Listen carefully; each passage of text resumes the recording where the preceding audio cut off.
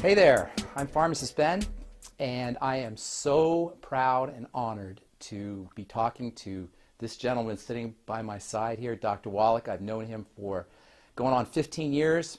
I got a tape in the mail, like a lot of folks, Dead Doctors Don't Lie, back in the mid-90s, and then I had the incredible opportunity of getting to see Dr. Wallach, and since then, he never ceases to amaze me, and I'm really, really excited to get to not only for me to be getting to talk to him, but also for you guys to get to hear what Dr. Wallach has to say. So with that, Doc Wallach, thank you. Well, thank you. Appreciate you. Good to see you and good to be here with you.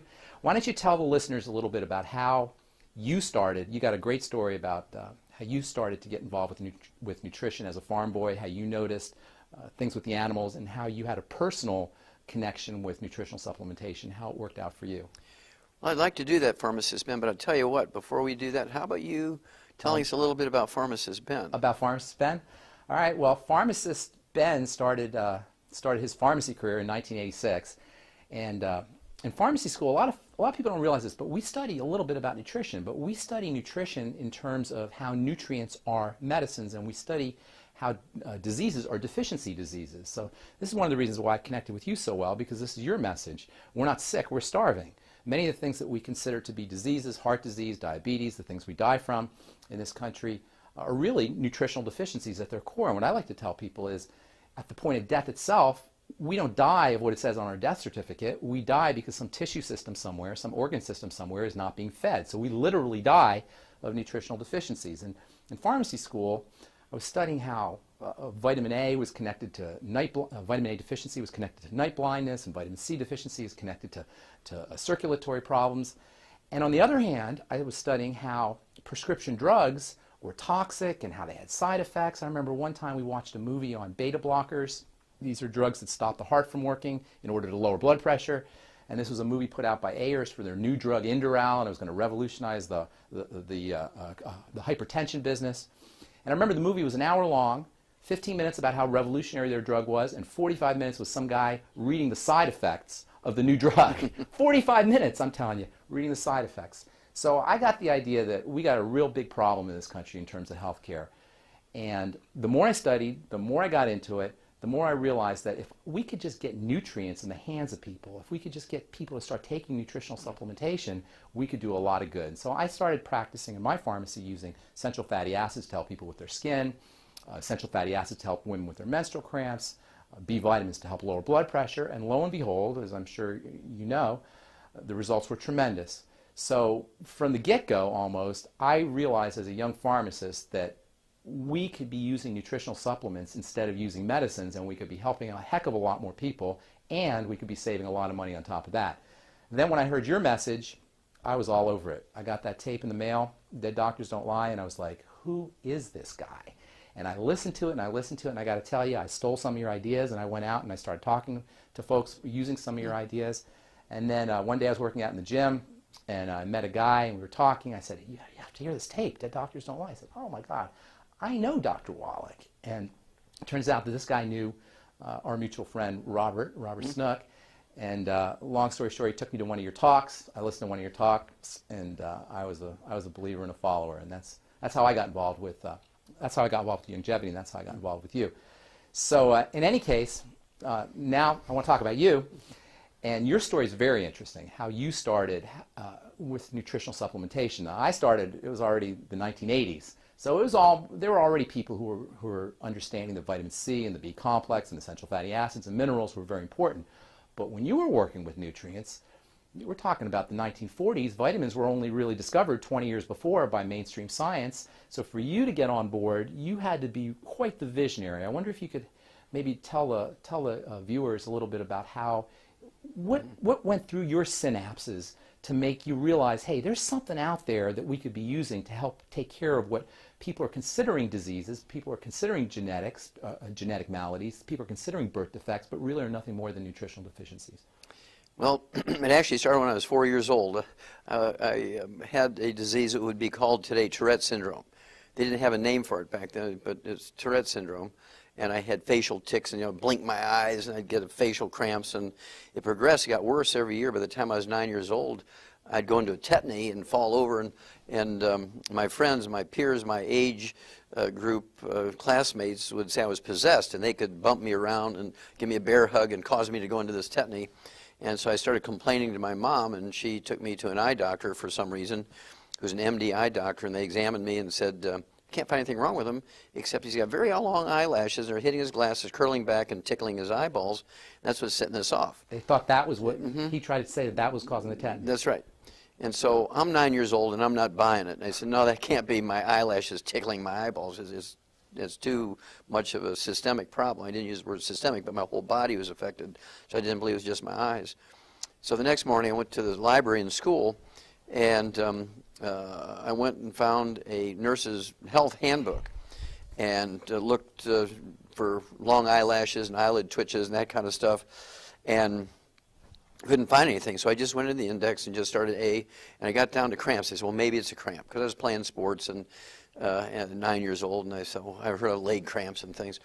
And so I looked it up in the book, cramps, and said it was a calcium deficiency. Well, before the bus would pick me up to go to school every morning, I would feed our calves we were going to take to the auction this little bag full of alfalfa pellets, but it had a little analysis tag on it, and I'd read the analysis tag. It talked about protein and fiber and calcium. And so I went home that day after school, ran right to the barn, started eating these calf pellets. Tasted like sawdust, but hey, I had a problem. I was going to get rid of it. Next morning, I threw the Cheerios out to the chickens. I filled that cereal bowl up with calf pellets, put milk on it. I did it for 3 days. By the third day, it was gone. Forever. Forever. Wow. And of course, I've been taking the 90 essential nutrients twice a day since I was 9 years old, 64 years. So what went through your head as a young boy when you're taking these things that are for the calves, and all of a sudden you're this movement disorder that must have been traumatic for you as a kid? Well, it was. What went through your head? You thought it was a miracle? Well, I thought it was one of those eureka moments, because I understood something that doctors didn't. I recognized immediately that doctors didn't know anything about nutrition when I was 9 years old. And I don't know if that was a divine appointment or what, but I do know that I realized then at 9 years of age that doctors really didn't know much about that sort of thing. And I didn't realize that I was going to get into it as a profession, but I knew that I could help myself and I could help my mom and my grandmom and that kind of stuff. And so I began to do more reading on nutrition, and I began to mix chicken food with the calf pellets and dog food, and I was making my own little meatloaf and things. And as a 9-year-old boy? As a 9-year-old boy. By the time I was 18, I really had it figured out, and went to agricultural school at the University of Missouri. Halfway through ag school, applied for veterinary school, got accepted, finished my ag degree. 2 years into my veterinary degree, actually found the first case of a mass die-off from pollution, got it written up in international journals and veterinary journals, and that started my path between nutrition and finding a mass die-off from pollution, and actually get written it up. It was the first one in America. Okay, I want to hear about this mass die-off. That sounds interesting. Well, halfway through ag school, I applied for veterinary school. I was just, as a lark, I figured I'm going to start practicing, so when I graduate ag school, I'll apply and I'll know what I'm doing. Well, because I was working my way through school, feeding the university's beef herd and the dairy herd and milking the cows, the herdsman gave me very good recommendations, and so I got in as a sophomore ag student. They said, well, you really don't have to finish ag school if you don't want to, but I wanted to. So by the time I finished ag school, I'm a sophomore veterinary student, and now I'm a graduate student. Well, that just so happens in 1962, all the professors took off and left the graduate students in charge of all the services. And of course, pathology services, farmers would bring in dead animals, you had to find out what they died from and so on. Or you have to look at biopsies from surgery of small animals. Well, there's one day, this farmer brings in 50 lambs, and he says he had 500 lambs die the night before. I said, anybody else around? He said, no, just me. He said, I don't understand it. And so I started doing autopsies on him. As soon as I cut that first lamb open, I knew what it was, because the blood that came out onto the wool looked like chocolate milk, which is methemoglobin. Only it's methemoglobin. Methemoglobin. So it's it's an oxidized hemoglobin, a darkened hemoglobin? It looks exactly like chocolate milk. Wow. Instead of red or purple or black. And it's only caused by one thing, and that is nitrate poisoning. It's the only thing that will cause it. So I knew immediately it was a nitrate poisoning thing. So I said, did you use extra fertilizer in your crops? He said, no, I didn't. I said, well, I need a water sample, and I need some, bring it in tomorrow. And as I'm finishing the autopsies, every one of these lambs, instead of having thyroid glands the size of a lima bean, one lobe on each side, each one the size of a lima bean, each one was the size of a plum. And when you cut through it, instead of being like a beet, firm and crisp, when you cut through it, it was like blackberry jam. So it's like rotten and decayed. Yes, yes. And so I knew that these lambs, and every one of them had the same problem. These were 6-month-old lamb. They had 2-inch wool. They were beautiful. I put 10 of them in my freezer and ate them, right? There's nothing wrong with them, except that they had goiter and met hemoglobin. And it turns out that the neighbor had bought some fertilizer, high nitrate fertilizer, to get more corn for his bang for his buck, and it was uphill and rained and got down this guy's well. Well, did all the chemistry on the water, the feed, the lamb's blood and their liver and everything. And what happened was, why did 500 of them die in one night? And so I figured, okay, it has to do with metabolism and temperature and stuff. Well, it was December, and in Missouri, in December, you can have a day like today. It could be 50 degrees in December in Missouri. And it's been like 42, 50, 36, 38. Well, the night they all died, it was 19 degrees. It just dropped to 19 degrees, and they all died of hypothermia. The metabolism was off. Their thyroid gland wasn't working, so they couldn't maintain their body temperature. 500 lambs died of hypothermia in one night. Wrote that up, got it published in the National Journal of the American Veterinary Medical Association, and also international journals. And I became instantly known as a student worldwide. That's awesome. And you're 22 at the time? 22, yeah. That's awesome. So I think it's really important that people understand that you have a lot of great, incredible wisdom and intuition when it comes to nutrition and chemistry, but it comes from actually working with the tissue hands-on. You actually saw what these nutritional deficiencies do to the tissue, to the organ systems of the body.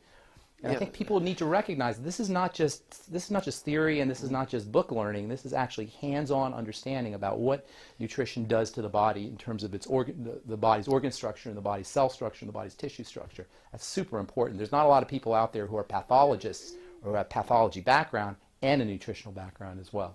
And a physician and a veterinarian. That's right. That's right. That's right. The thing that followed up from that was I was working with Marlon Perkins as a kid during high school, and he got me a job doing That's the Wild Kingdom. Wild Kingdom, Mutual of Omaha, Marlon Perkins, yep.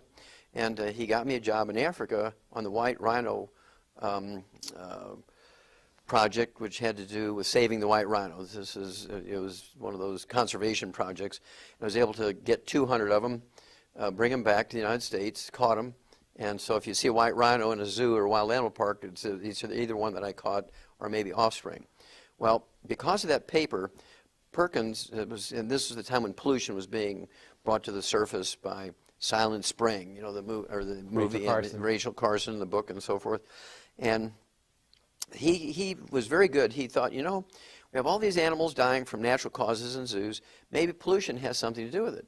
Kind of like the canary in the mine concept, like the old Welsh coal miners. If the gases got in the mine, the canaries would drop off the perch long before the men would die, and they could run out before they blew up. So extinct canary in the coal mine, or animals that were becoming extinct. Exactly. Yeah. And so he said, we're wasting this material. We need to have some. And I know a guy, Wallach, because I'd give him copies of that paper on the lambs. Oh, wow. So he pulls me back out of Africa, and he made me the chief pathologist in that project, which combined the services of the Shaw's Botanical Gardens in St. Louis, the zoo, and the biology department of Washington University. And so it was called the Center for the Biology of Natural Systems. To make a long story short, over a period of 12 years, I did over 20,000 autopsies, and over 17,500 were on over 454 species of zoo animals, 3,000 human beings who lived in close proximity to the zoo. And the book that came out of it is 1,200 pages, and it's in the Smithsonian Institute as a national treasure. Well, they were shipping me all over the place. Well, what struck you, what hit you the most? 12,000 autopsies, that's a lot of tissue. 20,000. 20,000 autopsies. That's a lot of tissue you're looking at. What struck you the most? What was made the biggest impression on you from looking at all that tissue? Well, Pharmacist Ben, yes. the most profound finding, and this was sort of in the summary there was like 75 scientific papers that came out, published in international journals. I mean, this was a big project. National Institutes of Health, $25 million, which is a lot of money back then. It was chump change now, but back then it was a lot of money for a 24-year-old kid, right? And so the profound bottom line finding was, and this is published now, every animal and every human being who dies of natural causes dies of a nutritional deficiency disease. That's awesome. Pollution was kind of a background thing, and in some cases it contributed to it. And those are another long stories. But they could have handled the pollution if they were nutritionally solid. That's exactly right. Yeah. That's beautiful. So now this is 1962. 1962. This is 1962. So take us forward, because you didn't start to become well known, and the Dead Doctors Don't Lie didn't hit for another 1993. Until 1993. So take us forward from 1962 through the 60s. What's going through your head as you're seeing that there's this problem with nutritional deficiencies, and it must have hit you that, hey, we got a big problem here. We knew it was a big problem, and when I was in Africa for that 2 years working in the White Rhino Project, I was still studying nutrition because I wanted to know what elephants were eating, where they were getting their minerals, where they were getting their vitamins. We were testing water and testing the leaves on the trees and the bark that they were eating and so forth, and writing papers from that too and so forth. And when it came back and began to do these autopsies, they would send me, the National Institutes of Health and the National Science Foundation would send me to different facilities, because some facilities had whales and some didn't. Some facilities had walruses and some had gorillas and didn't. And so they wanted me to do autopsies or draw blood samples or whatever I had to do to get as many species involved in this project. Well, they actually, after the time at the St. Louis Zoo, they sent me to the Brookfield Zoo in Chicago because they had whales, and they had the Shedd Aquarium with dolphins, and they had the Brookfield Zoo and the Lincoln Park Zoo, so the number of species went way up. And I was walking into this office, and I'm unpacking, and there's two biologists there who are getting ready to go on an expedition into Alaska to catch some wild Arctic foxes. And I said, oh, that sounds like an interesting project. Why are you doing that? He said, well, we have a pair of Arctic foxes here at the zoo, at the Brookfield Zoo in Chicago, and they must have some terrible gene, because Arctic foxes normally have 10 to 12 kits in their litter, and they were only having 3 to 5 kits, and they're always born with this birth defect, so they have this terrible genetic problem. So we want to get some wild genes and bring that in and reconfigure the genes and so forth. I said, well, tell me about it. They said, well, 5 years earlier, you know, the babies were born with neural tube defects, and 4 years earlier, they were born with no limbs. 3 years earlier, they're born with no diaphragm, so they all suffocated to death. All different things. All different things. Yeah. Every year is a different thing. And then the last year, they had cleft palates. And I said, well, it's not genetic, because it'd be the same birth defect. It'd be like the same birth defect year after year after year. If it's one gene, it'll be the same problem. Exactly. He says, what are you feeding them? Ground up horse meat. And they said, well, are you giving them any vitamins? No, because they're meat eaters. We just give them meat. And so I knew what the problem was right away. So I said, okay, I'll tell you what. Since your guys are leaving this week, why don't you get them off a display? They're imperfect. I played to their beliefs, right? So I said, they're imperfect specimens anyway. Give them to me. Let me kind of work on them and do some tests on them. And they were happy with that. They brought them up there. And when they left, I went to the grocery store and bought some dog food for toy dogs. And I gave it to the foxes. Within a couple of months, they had a normal litter of 12 babies. So I did the thing that a good farmer would do. I inbred them, right? I bred the mother to the sons, the father to the daughters, the brother to the sisters, and by doing that, I had 300 foxes very quickly. Right. And then I inbred them, and I inbred them. By the time 3 years went by, I had over a couple of thousand foxes, and they were in the reptile house, the bird house, the administration healthy building. Foxes. All perfectly healthy, Yeah. Not a single defect in any of them, because they're all getting dog food, which is perfect. Well, I think what you're talking about here is so interesting, because this is the middle 60s now we're talking? This is the early 60s, yeah. Well, today, the cutting edge in science and in genetics is not genetics at all, it's epigenetics, correct? So what you were doing 30 years ago was epigenetics. Yes. I wonder if you could tell the folks a little bit about the whole idea of epigenetics, how epigenetics relates to genetics, and how nutrition relates to epigenetics. Well, you have to appreciate how the medical mind thinks, Pharmacist Ben. You know this, being a pharmacist. But for our viewers here, the medical mind is that they get a theory, and everything belongs to that theory. For instance, back in the days of the cavemen, there were witch doctors and shamans. Everything was caused by evil spirits. Right. And then there was alchemists, and it had to do with distillation, turning lead into gold, and all that kind of stuff, and sprinkling. If all you have is a hammer, everything looks like a nail, that kind of thing. Exactly. And then it went into spontaneous generation, because they didn't know about germs yet, and they thought that life spontaneously generated from nothing. And then along came Van Leeuwenhoek, the Dutch. He was actually a spectacle maker, made eyeglasses, and he invented the microscope. Yeah, but he put two lenses instead of one lens for your right eye, one lens for your left eye. He put one lens on top of the other. A compound lens. Yeah, made a compound microscope, and he looked at pond water. He sees all these little animals floating around. He writes it up. Well, Pasteur he's a guy who's working on wine, trying to keep it from going sour and going to vinegar. And that's he came up with pasteurization. He was studying yeast. Yeah, he was studying yeast, exactly. And so once he learned that it was a living thing, he couldn't see it because he didn't have a microscope. Once he had a microscope, he could see the little yeast buds and budding and growing. So Pasteur was a contemporary. Oh, yeah, of Van Leeuwenhoek. Okay. Yep. And he immediately knew that spontaneous generation was not the thing. He knew things were caused by these germs. That's where the germ theory came from. And then, of course, he was the first one to actually practically make vaccines, although there was a medical doctor in England by the name of Jenner who was involved. The smallpox guy. Yeah, exactly. Yeah. And so when you had Pasteur, he took 25 sheep in the center of Paris. He set up pens, artificial pens or temporary pens. He had 25 sheep for anthrax. He had 25 sheep he didn't. He gave anthrax to all 50, and the ones that were vaccinated, 24 of them survived, and 1 died, and the ones that didn't have vaccination all died. And so the press was there, and it was everybody agreed that he knew the answer to anthrax, and so the medical system couldn't argue with it because the press had already made it a fait accompli, right? And then comes along Mendel and Darwin, right? And Darwin's talking about how things evolve in the Galapagos Islands, and he'd see all these different finches, which are really the same species, but they had different colors and different beaks, but they're the same species. And that's because it took a little adaptation in each of the different islands to survive, the predators and things. That's where he came up with the theory of evolution, by watching the finches? By watching the finches. That's where he got that idea. And he knew there was something being passed on from one generation because the ones who were successful had some adaptation, right? That was the word, adaptation. And the ones that couldn't adapt got eaten by the predators. This is the beginnings of the genetics theory. Yeah, There's something being passed on, some information passed on from parent to offspring. Exactly. And then here's Mendel, who's this monk, right? And he's growing peas, and he's studying peas, which the monks love to eat. And he was studying which he could get the best peas, and he learned that there was something being passed on. The color of the pea flowers, and whether they're wrinkled or smooth, or they're big or they're small, and he could pass on these traits. And so he talked about threads, and he knew that something was being passed on. He literally said threads? Mm-hmm. He said threads are being passed on, threads of life are being passed on, carrying information was his words. Wow. We're talking about in the 1800s. early 1800s, yeah. And so that was the beginning of the genetic theory.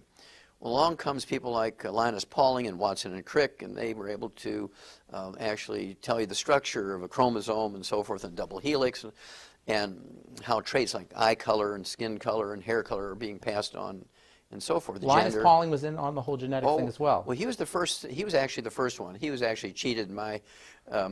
He should have actually gotten part of that Nobel Prize that Watson and Crick did, because he came up with a helix before they. Oh yeah. Wow. He proposed that 10 years before they came along. They were just in their 20s, and he proposed it 10 years earlier. Wow. But they were actually able to do it and show it. But so he really should have gotten some part of that Nobel Prize, but he didn't. But at any rate. Then along comes all the genome thing, right? So suddenly now genetics is going to solve everything. Right. They're just every time they have a new theory, it solves everything. Right. Okay, and of course the genetic theory was fought for a long time, just like the Earth is flat theory was tried to be defended by the holders of that theory, until Columbus came along, who was an ignorant Portuguese seaman, right? He said the Earth was not flat. He's the guy sailing out there. He knew the Earth wasn't yeah. flat. And so it comes down to perceptions and what you know and so forth. They were limited. So at any rate, my revelation, if you will, back when I was 9 years old, that diseases could be caused by nutritional deficiency, I learned everything I could about nutrition. Of course, in agriculture school, we learned that we could prevent and cure as many as 900 different diseases in animals with nutrition that in medical school they tell them are genetic. Did you know that it was really a nutritional, an epigenetic component, that the nutrition was actually changing the genes? Yes, well, no, we didn't have the word epigenetic at that time. Nutrition was changing the genes, though, that the lack of nutrition was affecting the genetics? And now that's a better word, affecting. Okay, they weren't changing the genes. Affecting. Affecting, because the genes are like a factory. The chromosomes are like a factory. Can you build any factory without raw materials or parts? No. Without labors and energy? Of course not. No. Okay, so a gene and a chromosome is the same way. It's just a blueprint. Right. A gene and a chromosome is just a blueprint, right. Nothing else. So you right. put a gene and a chromosome in a bucket of saline and say, okay, come on, boys, go to work and make something. Ain't nothing happening. Right. You still the gene need. that makes protein, the blueprint is just there to make the protein. You still need the raw materials to make the protein. That's right. Yeah. And so we learned in agricultural school that we could prevent and cure every disease you can think of. We can prevent and cure, well, let's see, we can prevent every birth defect. Many of them you could cure. Some of them, like cleft palate's a surgical case, right? And for instance, congestive heart failure, the most common cause of heart disease, death in adults in America, it's a deficiency of a single vitamin. In fact, when I went to the next thing after the foxes in the Brookfield Zoo, the Shedd Aquarium there in Chicago, they called me over and said, hey, we hear you're wanting to do autopsies on some cetaceans, which are whales and dolphins and things. I said, yep. They said, well, we got a freshwater dolphin here from the Ganges River in India, just died, and we get 10 or 12 of them every year, and in the spring and by the fall they're all dead. This is pretty typical. Why don't you give us your thoughts what's happening here? So I go over there and cut that thing open. First thing, I knew immediately what it was. Because the heart of a 300-pound freshwater dolphin is as big as your fist. Well, this dolphin's heart was as big as a basketball. He died of congestive heart failure, which is a deficiency of a single vitamin. So I said, are you giving these dolphins any vitamins? No, we're feeding them whole fish. They eat fish, so we just give them whole fish. I said, tell me what species of fish, because there are certain fish in their tissues, they have an enzyme that kills that vitamin. You're not talking about vitamin C? No. Thiamine. Thiamine. Thiaminase. There's a thiaminase in the tissue of smelt. They're feeding because of the size. The smelt was the perfect food from size standpoint for these freshwater dolphins. They didn't have any thiamine. They didn't have any thiamine because they weren't putting a multiple and extra thiamine in the mouth of those fish when they fed them to the little freshwater dolphins. So, told them to change the type of fish they were feeding them, give them a multiple and some extra B vitamins with a lot of thiamine, stop the deaths in the freshwater dolphins, the Shedd Aquarium. And so these are the things I could do with nutrition, and here's all these biologists. I mean, these guys are very skilled, very well trained biologists when it came to behavior of the animals and their dynamics in captivity and so on, and how they reacted for territories with one male against the other, that kind of stuff. Behavioralists. Yeah, exactly. But they weren't biochemists. They were biologists, but they weren't biochemists. They were biologists, but they weren't biochemists. Yeah.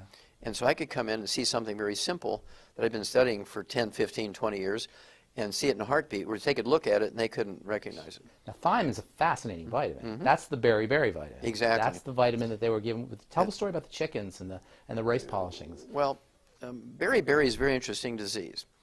Sailors, of course, used to die from this by the thousands every year. And as they went around the world and their sea voyages were longer and longer and longer, more and more sailors, I mean, 2/3 of the crew would be dead from beriberi by the time they came home, particularly as time went along, because they demanded modern food. And modern food to them meant polished rice, white rice instead of brown rice, because that's what rich people ate, and so they wanted that as part of their demand. If we're going to go on this long sea voyage, we want polished rice. Okay, and 2/3 of the crew would die from beriberi. Well, first of all, they get a dementia called Korsakoff syndrome. Oh, yeah. Which is caused by a thiamine deficiency. And then they would get congestive heart failure. It's like a cure for Korsakoff syndrome is thiamine. I cure people in a week. Yeah. That's amazing, right? But I give them 26,000 times the minimum daily requirement. I hedge my bet, right? Okay, so at any rate, all these diseases that these Japanese naval surgeons were really the first ones to recognize there's some problem here when they fed these sailors this polished rice.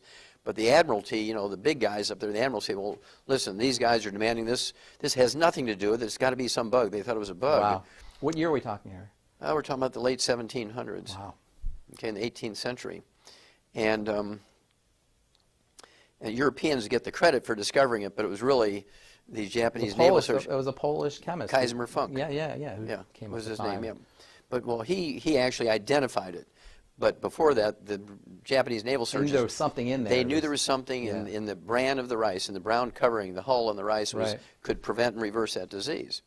And they would all die of congestive heart failure, but they would all go crazy. They'd lose their minds, Korsakoff syndrome, before they died of congestive heart failure. People who drink alcohol, that deactivates thiamine somehow. Well, sure. Well, alcohol is a liquid sugar, and it makes Thiamine is used for metabolizing the alcohol. And so when you take in sugar or alcohol, it makes a deficiency worse. Talk about ADD maybe. How about B1 deficiency, subclinical B1 deficiency for kids who have ADD? They're eating sugar.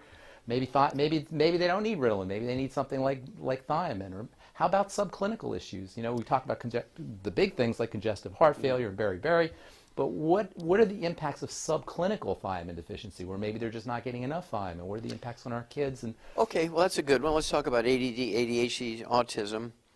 Back when I was a kid, there was no such thing as those things, right? In the year let's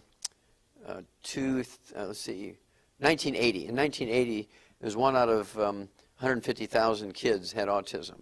In the year 2000, it's 1 out of 150. Today, it's 1 out of 88 is the new, it just came out last week. wow, 1 out of 88 now has autism. wow, And basically, when I was a kid, all 4 of my grandparents were from Eastern Europe. They were beet farmers and beef farmers. And so for breakfast, I would have cheese and beets and beef and eggs and... no Cheerios? No. No cornflakes? No, not when I was a little baby, no. And we didn't have those types of diseases. Well, here comes now, 20 years later, kids are being fed on these box cereals full of processed carbohydrates with sugar on it, and they're getting apple juice. Right. How can you build a brain, which is 2/3 by weight, 75% by weight, is cholesterol and good fats? Okay, and so now all they're getting is carbohydrates and sugar, and they're going crazy. Right.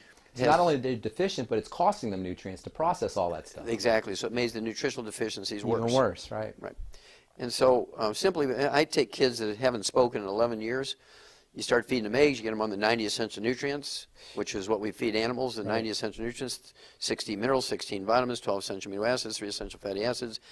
And after 11 years of not speaking, I have kids who can read the Bible out loud in churches. That's awesome. And you know what, Doc, I say this on my radio show all the time. I say, you're going to think it's a miracle, but it's not a miracle. This is the way the body works, because you give the body what it needs and it will respond. This amazing system, this amazing divine system.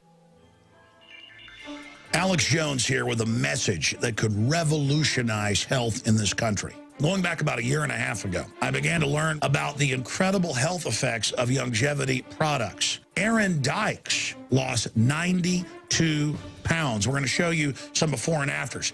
Aaron, break down what happened, your story. I've worked really hard with diet and exercise to try to lose weight, but I just didn't get the results. It just didn't happen. Then I saw what you were doing with InfoWarsTeam.com.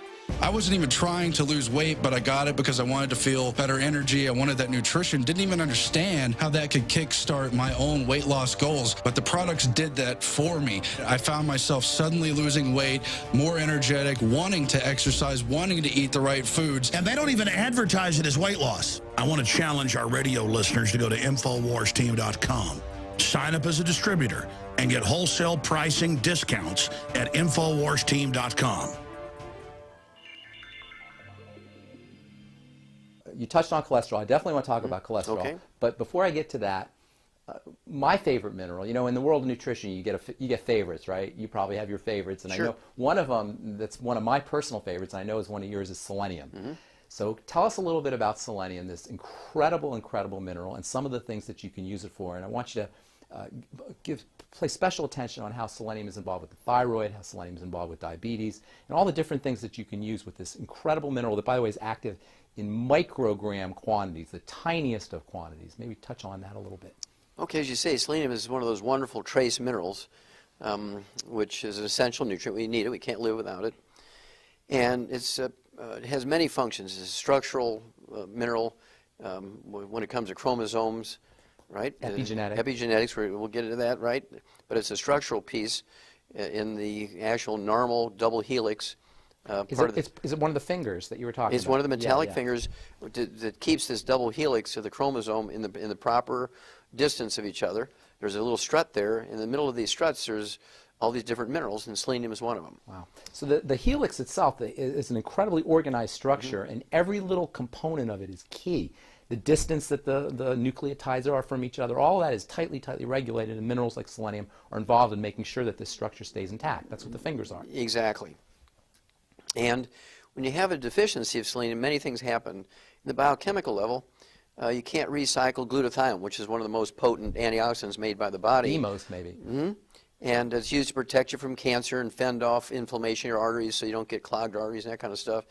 But if you don't have enough selenium, you use one molecule of glutathione and it sort of deactivates. But when you have selenium, you can recycle that one molecule of glutathione 1,000 times. That's awesome. That's very awesome. And then It protects your brain from MS. When you have MS, you have a terrible, terrible selenium deficiency because it allows the free radical damage to the myelin and the white matter of the brain again, and you get these lesions in the brain about the size of a lima bean that cause MS. So supplementing with selenium Can prevent or reverse MS. Wow. Along with the 90 essential nutrients. It can't not by itself. That's right. So 200 micrograms to 400 micrograms? What Well, I like to be a little heavy-handed. 600? I like to be a little heavy-handed. 800? A milligram, yeah. A milligram of 1,000 selenium? microgram. Yeah. Okay. When you have these diseases, you need to, use a bigger hammer, right? Okay. HIV. You can prevent HIV from mutating to AIDS by supplementing with selenium. Wow. 1 milligram a day. What's the difference between Arthur Ashe, the great black tennis player, and Magic Johnson, the great black basketball player? One is dead, one's alive. Yeah. One's supplementing with selenium, one didn't. That's what Magic Johnson's doing? Oh, that's interesting. Now, how about just a common cold or just like flus and that kind of thing? I'm getting there. Okay. I'm getting there. It's very good. You're on top of it. All right. But I also, it's one of the things they actually discovered, Dr. Gerhard Strauser, a grand man, he's the guy who discovered that selenium is an essential nutrient back in 1957. They didn't consider it essential back then. No, they considered it poison. Yeah, exactly. Right, they thought it was a poison. Even medical doctors today still think it's a poison. Yeah. But it actually was discovered to be an essential nutrient. And the disease he was looking at was liver necrosis, the death of your liver. If you survived death of your liver, you got cirrhosis of the liver, right? And this is all caused by not drinking, because 99% of the people who get liver cirrhosis never took a drink of alcohol in their life. Right. It's a selenium deficiency. Wow. I get people off the liver transplant list all the time. Wow. And that's a big problem today, non-alcoholic fatty liver disease. That's a huge problem. Fatty liver, primary sclerosing cholangitis, liver cirrhosis. Yeah. I've had people, Pharmacist Ben, who've had 32 liver operations at Harvard Medical School. Their livers are the size of an Oreo cookie, and I rebuild them in 2 months to a normal liver, just using the 90 essential nutrients and extra selenium. Right. Okay. And then there's cataracts that are caused by a selenium deficiency and free radical damage, eating fried foods, free radical damage to the lens of the eye and no selenium to protect it. And then you get cardiomyopathy of heart disease. I've done Keyshawn syndrome. Keyshawn syndrome, That's right. I've done 1,200 autopsies on kids under the age of 10 in Keyshawn province, China. 1,200 autopsies. Nobody else has ever done that. They're all deficient. They're all deficient in selenium. And partially because of our work there in China, every school kid, when you go to kindergarten, they get a multiple and a capsule of selenium. We've wiped out cardiomyopathy of heart disease in children in China. That's awesome. Is that awesome? That's awesome. Now, isn't there an animal correlate to this Keyshawn syndrome, Yes. selenium deficiency? Yes. Is sheep? Well, in every animal you can name, there's a correlation. But in pigs, they call it mulberry heart disease. In sheep, they call it stiff lamb disease, because when they get heart disease, they kind of walk with an arch back, and they're kind of stiff. And in cattle, they call it white muscle disease, because when you cut through the heart, instead of having this beautiful kind of reddish purple heart color, it looks like a good perch muscle. It's white, so they call it white muscle disease. And you can prevent it with A little bit of selenium. Well, with the 90 essential nutrients plus extra selenium. If they get it and they survive the first heart attack, or you catch it with just arrhythmias in their heart, you give them the selenium, it goes away. How about for the thyroid? The thyroid gland, of course, there's actually a syndrome called Wilson syndrome. The question is, how many nutrients does your thyroid require? A lot, probably. No. All 90. Yeah. Now, if you ask a physician, they'll say iodine, because it's part of the structure of the thyroxine hormone. But that's only part of the structure. But for the thyroid gland to work, it needs all 90. Duh, right? And so a lot of times when they look at the T3, T4, the TSH, and all that kind of stuff, really what they're looking for is iodine levels. And so you can be perfect. They say, well, we don't know why you're having all these symptoms of thyroid disease, because, we give them iodine and nothing changes. Well, that's because it's a selenium deficiency. That's interesting. Well, selenium is involved in the hormone as well. It's part of the structure as well, no? Part of the structure, but it actually is even equally importantly, it's part of the process of making the hormone, okay? And as is copper and everything else. And then, of course, it's necessary for the health of your muscles. Muscular dystrophy is a selenium deficiency. Wow. Now, a fellow by the name of Marvin Rappanay, who grew up Amish, and he went in and became a Navy SEAL. Going from the Amish world to the Navy SEAL, he comes back after 20 years in the SEALs. He goes back, a worldly man now, and he sees all these kids dying of muscular dystrophy in the Amish community. And so I go there and I say, well, this is what we see. in calves that have muscular dystrophy or white muscle disease. And it's a selenium deficiency. So we went to Purdue University, and sure enough, in Indiana, wherever these kids are that have muscular dystrophy, there's always a selenium deficiency in the soil. So we started giving them the 90 essential nutrients, giving them extra selenium, and the muscular dystrophy goes away in a couple of weeks. Even if they've been in wheelchairs for years, we get them out of the wheelchairs to go play basketball. So we send all this information to Jerry Lewis. This is a gospel true story now. We send all this information to Jerry Lewis. He must 5 have years. loved it. He went crazy, positive. He loves it. Yeah. I said, now, Jerry, we're not asking for money. We already know the cause, prevention, and cure of muscular dystrophy in kids. We already know this. We just think it's appropriate that we offer to you the opportunity to make the news release because you're the Mr. guy. Muscular Dystrophy. They're Jerry's kids, Yeah, right? yeah, yeah. So you're the obvious guy to make the news release if you want to. If you say no, we'll be happy, but at least my conscience is okay because I've given you the opportunity. He gets excited. He takes it to the medical committee in the Muscular not Dystrophy so Foundation. excited? They fire Jerry Lewis. That's why Jerry Lewis has not been on the telethon for the last 2 years. Oh, that's an amazing story. And they sent him on a cruise. They actually bought him a ticket to say, we have a non-disclosure contract with you, Jerry. You can lose everything. We'll sue you for everything if you bring this up. And so we're sending you on a cruise. Go enjoy yourself. And don't bring it up again. We want you away from here Wow. when we're having this telethon this year because everybody's going to say, well, where's Jerry? For He's the on a last cruise. it's over with. That's a great story. Yeah, That's and a so great- they fired Jerry Lewis because we discovered the Selenium. cause, prevention, and cure of, and I knew what it was for a long time, but until Marvin Ropp came back from being a Navy SEAL and introduced me to the Amish community, I didn't have access to those kids. So selenium for Muscular muscular dystrophy. But I think your point's well taken that you have to have the entire mighty 90. These things are specific for disease states, but the entire milieu of the body has to be nutriated. That's right, because everything kind of works together. Yeah. And if you have to have the metabolism to be able to repair yourself. You have to have the metabolism to operate just in life. And so to think you can cherry pick one nutrient, this is one of the bad things the medical system does. Allopathic nutrition, I call it. Yes. Where you just use a nutrient like it's one kind of drug, one kind of disease. Exactly, using a nutrient as a drug. Yeah. Instead of using the whole. I liken it to Grandma's recipe for an angel food cake, for instance. And she dies and she leaves her secret recipe to her favorite granddaughter, right? But the granddaughter doesn't like some of the ingredients. She said, I really don't like eggs because of cholesterol theory, right? It's not going to be the same cake. And so you leave the eggs out, and all you get is a angel food crepe. Yeah. You don't get angel food cake. Right. Because all the ingredients work together. Exactly. And the mighty 90 works together the same way. Yeah. All right. So there's so many things I want to talk about, but I don't think any conversation with Dr. Wallach would be complete without talking about colloidal minerals. Okay. Okay. And first of all, there seems to be a lot of misunderstanding. People don't really understand what exactly a colloidal mineral is, and I think it makes sense that there be misunderstandings. You know, Albert Einstein and some of the great physicists, they studied colloidal solutions, colloidal suspensions. They were so fascinated with how these things work and how they interact with the water and the electrical nature of all that. Why don't you tell folks, first of all, how you discovered the power of colloidal minerals and exactly what are colloidal minerals and why are they so special and so effective? Okay, well, thank you, Pharmacist Ben.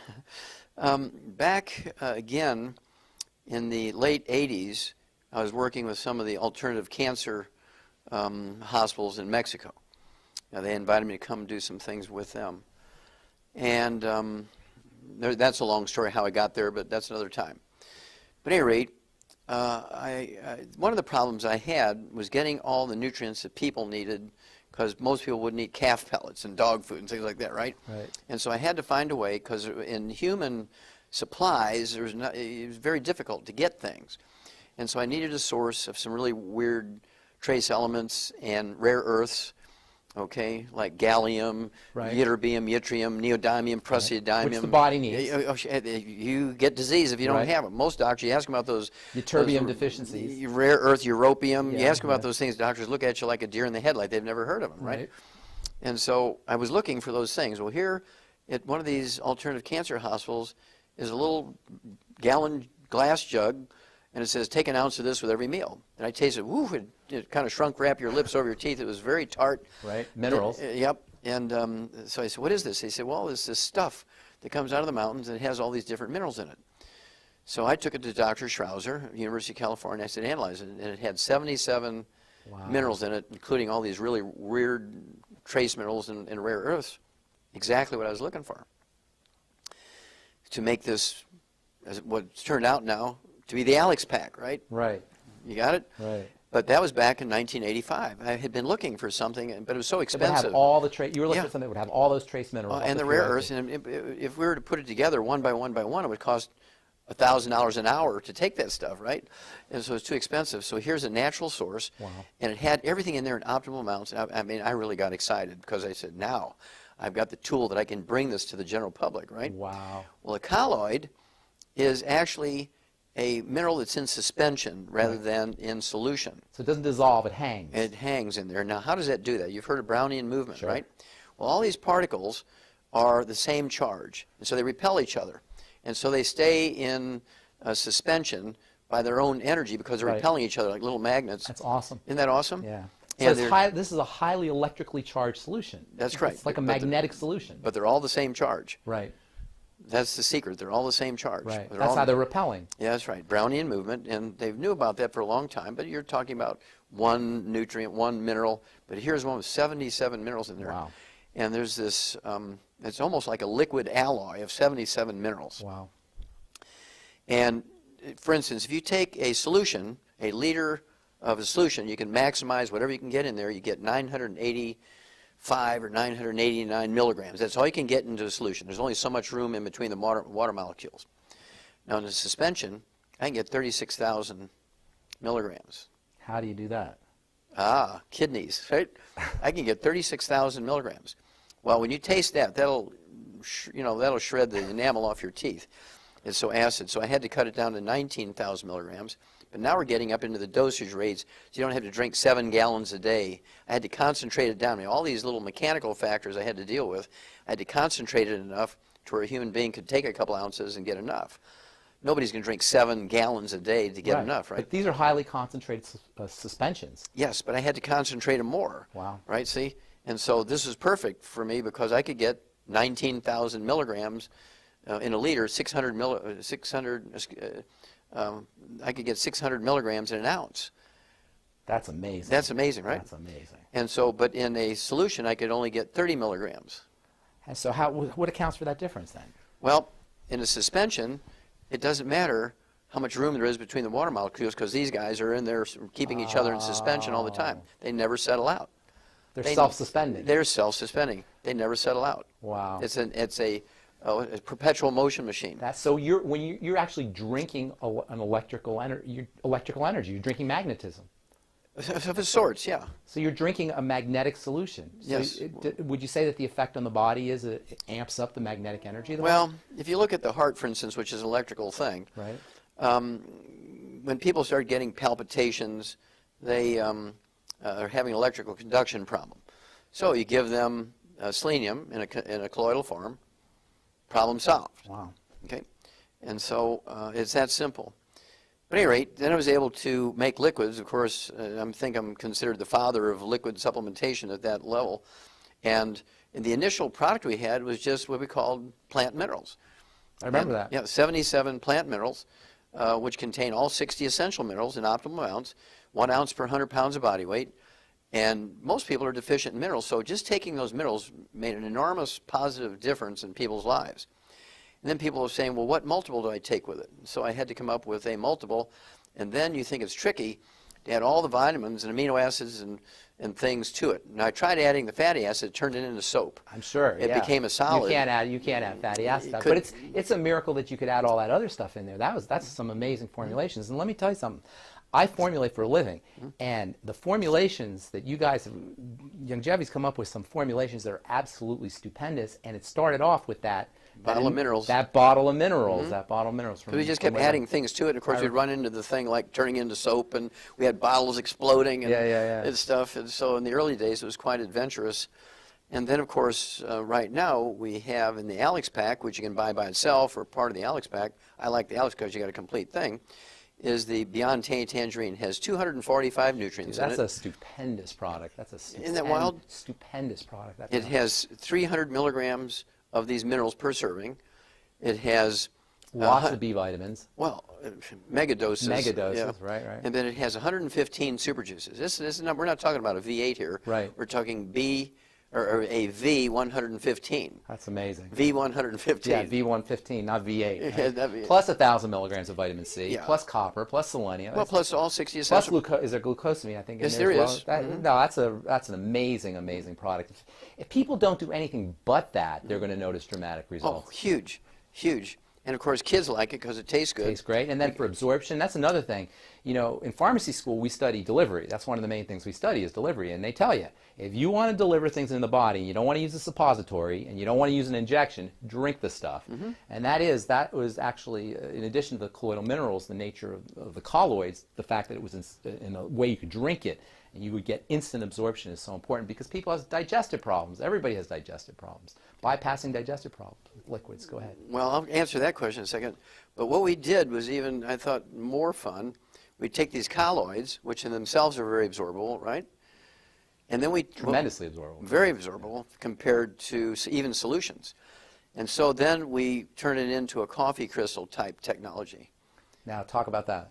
Well, coffee crystals are not actually like you're making an instant drink, okay, because what we did was turn it into a brewed thing that has all these juices and vitamins and minerals and amino acids in it. We made these huge solutions, and then we freeze-dried it, and they turned into crystals. You just add water, and suddenly now it Rehydrates. It rehydrates, becomes the original suspension again. Is that what makes the BTT so special? It's like freeze-dried. Yes. Do you remember that commercial they used to have for the freeze-dried coffee? That whole... That's the coffee crystals. yeah, it's the same idea. And so we take a colloid, and we turn it into the coffee crystal technology. So it becomes a colloid again. It becomes a colloid That- again. So the BTT is it's a colloidal suspension. It's not a a colloid, solution. and then we put it into resuspension. But when people reconstitute it, It becomes a suspension it again. becomes a suspension again. So There they're you go. actually drinking this colloidal liquid again. Exactly. Even though it's portable and you can carry it around and And light, you can take it on the plane with you. you can take it on a plane. That's great. All right, so cholesterol. Okay. I want to talk about cholesterol. Statin drugs, hundreds of millions of prescriptions are filled for statin drugs every year. Everybody's terrified of cholesterol. Somebody here was asking about eating eggs, and people don't want to eat eggs. They don't want to eat the yolk in eggs. And there's so much misunderstandings about cholesterol. Please tell our listeners, tell the viewers a little bit about, first of all, what cholesterol is, why it's so important, and then Okay. how you can make sure that you have enough cholesterol in your body using dietary strategies. Well, first of all, cholesterol is an important part of our human structure. Every cell wall is like 30% cholesterol. Right. Okay? Every cell wall, if the trillions and trillions of cells in your body, every one of them, 30% or more, in some cases 60% of the cell wall is The cholesterol. nerves. So you can't make cells without the stuff. That's right. And cells won't work without it. They die without it. And then 75% of your brain weight, the white matter of your brain, the myelin, Cholesterol. is cholesterol. Okay? If you don't have enough cholesterol, guess what you get? Alzheimer's disease. It's a physician-caused disease for lowering our cholesterol. Then you can't make sex hormones. Testosterone, estrogen, progesterone, and adrenal hormones are all steroid hormones. 95% by weight is cholesterol. Vitamin D3 is Cholesterol. 7-hydroxy-25 cholesterol, right? Right. Cortisol. Stress hormone. Exactly. So Aldosterone. adrenal hormones, all these things are cholesterol. So you don't have enough cholesterol, you get erectile dysfunction, you get menopause, you get adrenal exhaustion, you get Alzheimer's disease. All of it. All of it. How can this beautiful chemical, this beautiful molecule be so demonized in our culture? It's amazing to me. Well, here's why. Because again, biologists don't know anything about chemistry, right? Doctors don't know anything about nutrition. Right. So that's a maxim. Well, in 1971, after having done 20,000 autopsies, I wrote a paper which compared the plugged arteries in vegans versus plugged arteries in meat eaters. Huh. Looking at this cholesterol theory, right? So the vegans are eating grains. Well, and grains, vegetables, fruits, and Right. nuts. And guess who had the worst clogged arteries? Vegans. Right. Because of There's the no oils. cholesterol in meat. Well, there was a little bit of cholesterol in the scarring of the arteries, and that's why in their brains they thought it was a cholesterol. But there was turbulence in there, and the body's putting cholesterol in there trying to smooth it out. You know, like these nonstick pans. The body's response was to throw cholesterol at it, trying to smooth out the turbulence. Now, when people eat meat, is there cholesterol in steak? Is there actually Of course. cholesterol molecule, even after it's cooked and after yeah. it's processed? As long as you don't burn it. Okay, now, but here's the beauty of that study. 1971, 20,000 autopsies, they come out, and this is published in an international Danish pathology journal, Acta Pathologica, translated into 6 languages. This went around. Millions of doctors, millions of pathologists all over the world read this. Now, they all laughed at me because they were saying, well, Wallach must be sniffing glue because cholesterol causes heart disease. Well, guess what? Where were vegans getting their cholesterol? They're not eating meat. They're not eating eggs. They're making it. The oils in the grains are oxidizing because they were stored improperly. So now... And then they stir fry in extra, extra, extra virgin olive oil. You turn those oils into trans fatty acids and heterocyclic amines, right? Right. By heating them. They eat a lot of salad dressings. So where's the cholesterol coming from? From the body makes a little bit as a sort of, again, a protective device? Protective device, kind of like this nonstick pan again, right? Uh-huh. Okay, but it came from your own body So making it's upregulating the body's manufacturing system of cholesterol. Yeah, but it's infinitesimally small. It wasn't even a factor. But they picked, that's the only strange thing that was in there, right? And so they picked that out for some reason. And they came up with these statin drugs to lower cholesterol. Well, here comes now, 41 years later, the FDA in Science News just a couple of weeks ago came out and said, uh-oh, Houston, we have a problem. They put out new warnings on statin drugs saying Diabetes. Increases your risk of diabetes by 50%, increases your risk of Alzheimer's disease by 100%. Alex Jones here with a message that could revolutionize health in this country. Going back about a year and a half ago, I began to learn about the incredible health effects of longevity products. Aaron Dykes lost 92 pounds. We're going to show you some before and afters. Aaron, break down what happened, your story. I've worked really hard with diet and exercise to try to lose weight, but I just didn't get the results. It just didn't happen. Then I saw what you were doing with InfoWarsTeam.com. I wasn't even trying to lose weight, but I got it because I wanted to feel better energy. I wanted that nutrition. Didn't even understand how that could kickstart my own weight loss goals, but the products did that for me. I found myself suddenly losing weight, more energetic, wanting to exercise, wanting to eat the right foods. And they don't even advertise it as weight loss. I want to challenge our radio listeners to go to InfoWarsTeam.com. Sign up as a distributor and get wholesale pricing discounts at InfoWarsTeam.com.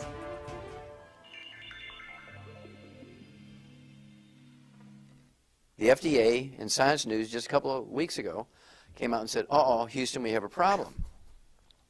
They put out new warnings on statin drugs saying Diabetes.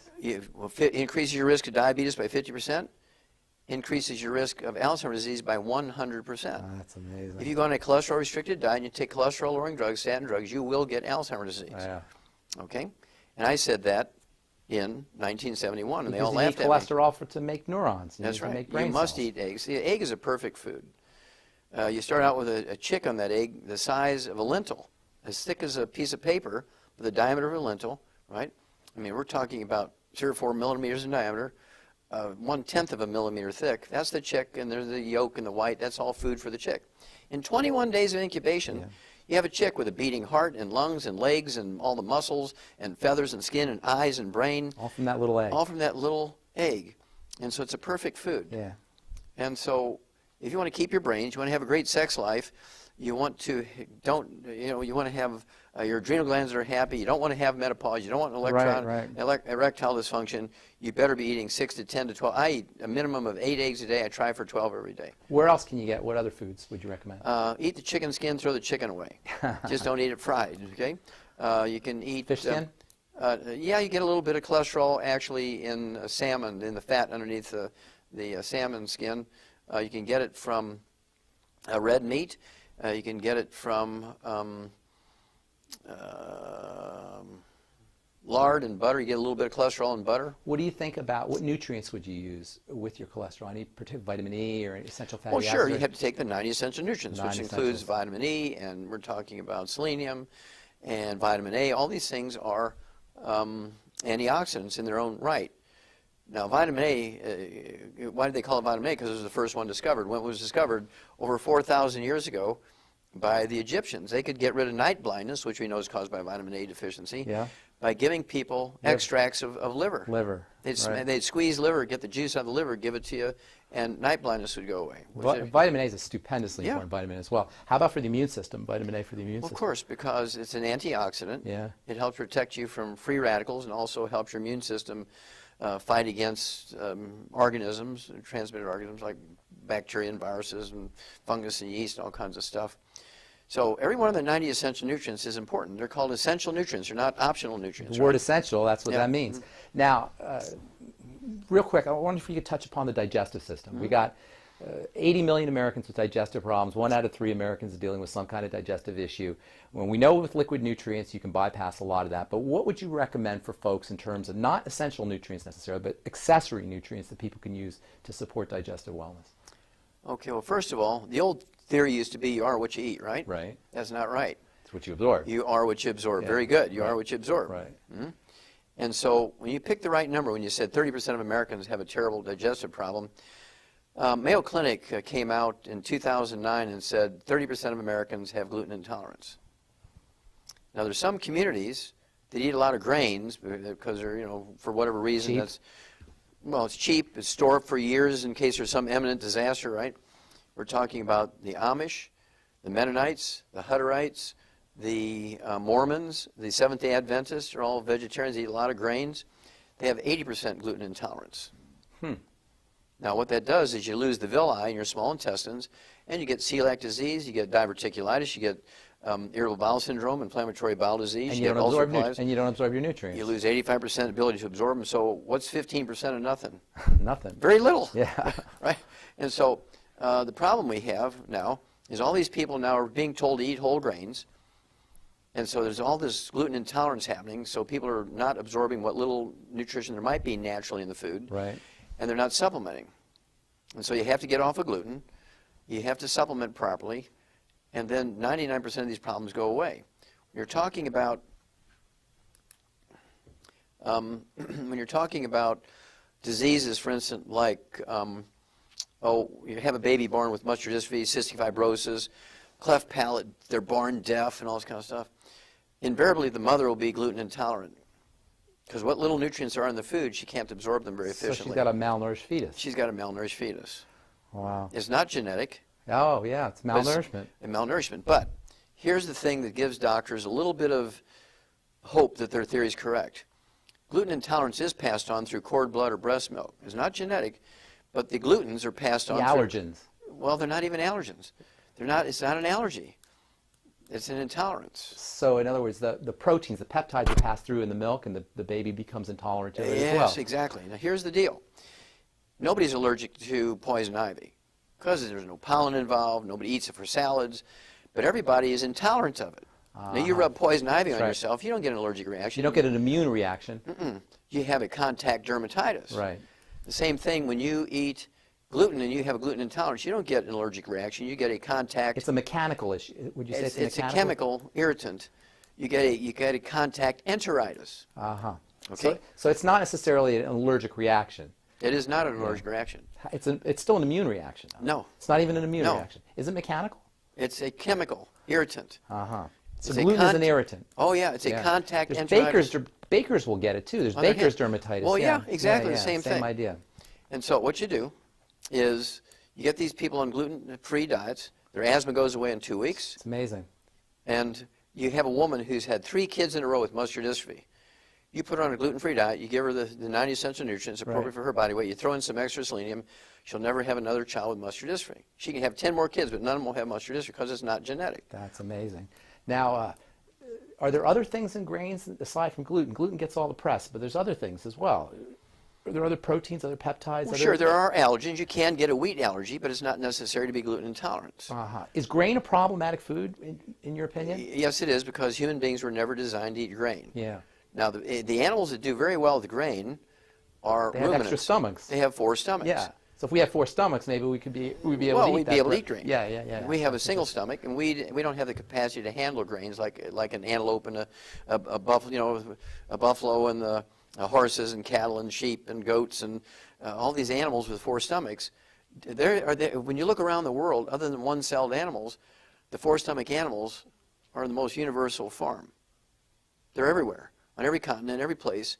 There's more species of ruminant animals than there are elephants. So our digestive system just isn't designed to eat these kinds of That's things. right.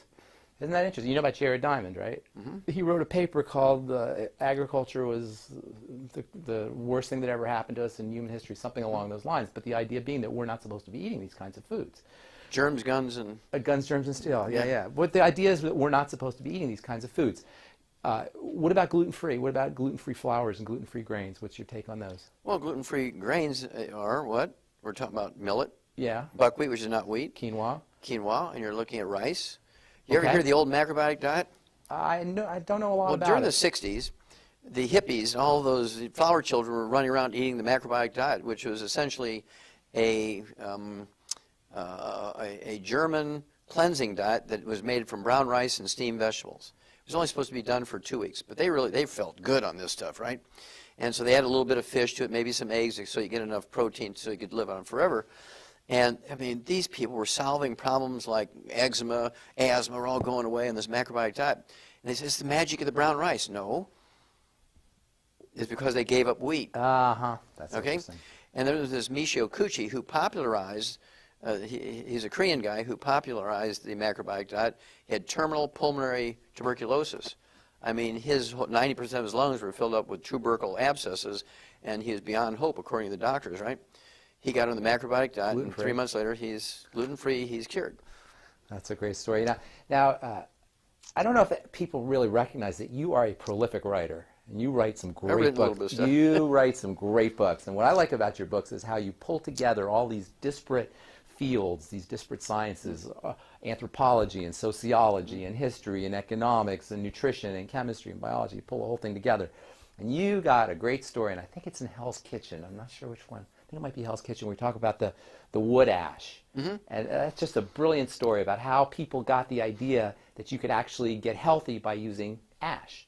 And you see, sometimes you'll see ash on in the ingredient decks or in the nutritional facts on dog food. And tell us a little bit about this whole idea of ash and minerals and how that works in terms of nutritional power. Nutritional well, sure. Well, this goes back to the caveman. Was that Hell's Kitchen, by the way? Well, it was in Hell's Kitchen. There's a little bit of that in the book Rare Earths of Cures. Okay. And also a little bit in even Let's Play Doctor, Immortality. It's in all of it. Because in the old days, even in the caveman days, they had fires, right, for their fuel. Right. And the cave's going to get filled up with ashes. Right. So they had to throw it outside.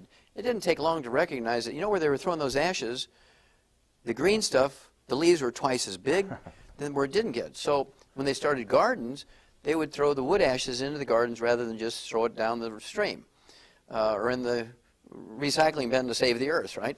They'd put it in the gardens. Well, wood ashes are not ashes. Wood ashes are really the minerals that the tree had sucked up out of the ground. And when you burn the wood for fuel, the minerals don't burn. So you have a powder in the fire pit, the fireplace, the wood stove. The ashes, the minerals that aren't burning. Yes, they put them in the garden. So then the okra and the tomatoes and the corn and the sweet potatoes and the beans and peas and cucumbers, suck it all up, eat your vegetables and your grains. You got it that way. You got your minerals in that fashion.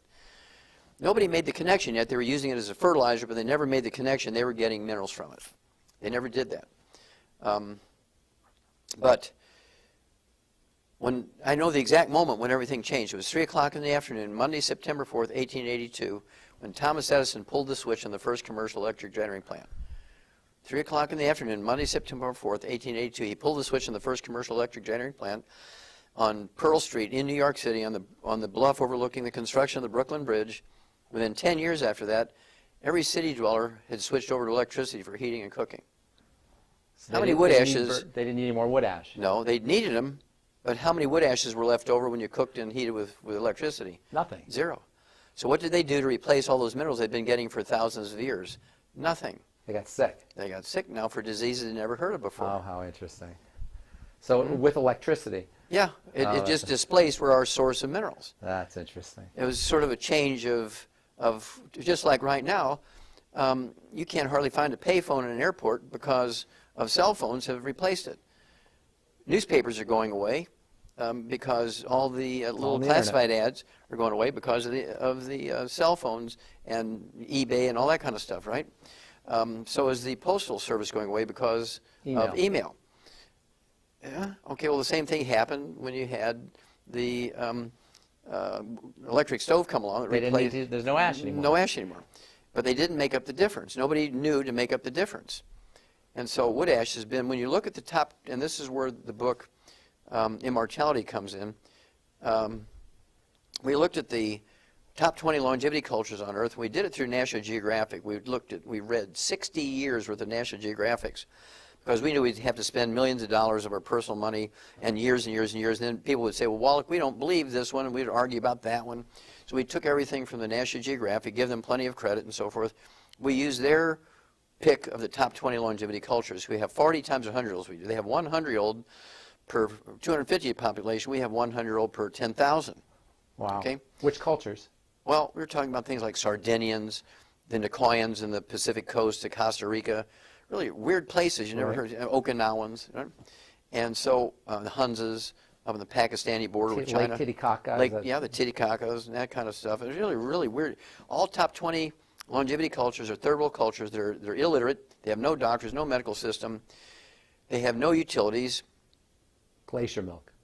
What do they have? Well, I thought that's what it was in the beginning, but the universal thing that they picked was they all use wood for fuel. Oh. And by dumb luck, Pharmacist Ben, by dumb luck, when you looked at the agricultural schools at the universities in the countries in which these cultures exist, by actual analysis of the land that they grew their food on, and they got the trees that they used for wood for fuel, they had 60 minerals in their soil.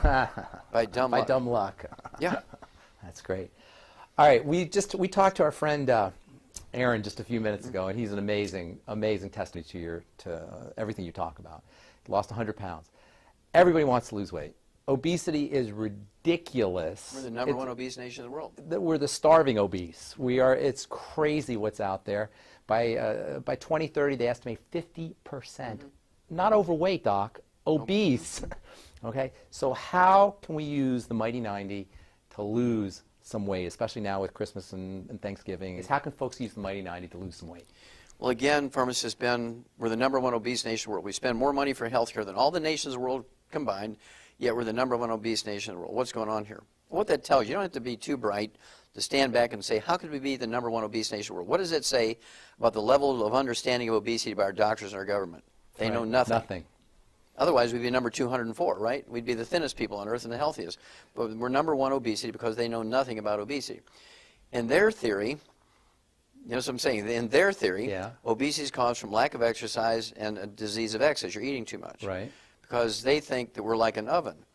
They think if you eat carbohydrates at only 4.5 calories. Calories in, calories out. Exactly, 4.5 calories per gram as opposed to 9 calories per gram for fat. You can't buy fat. It's fat-free, low-fat, no fat. Right, but we're still fat. We're still obese. Okay, and that's because it is not a disease of excess and it's not a disease of lack of exercise. When you're obese or even overweight, it's a disease of deficiency. You're deficient in a couple of minerals.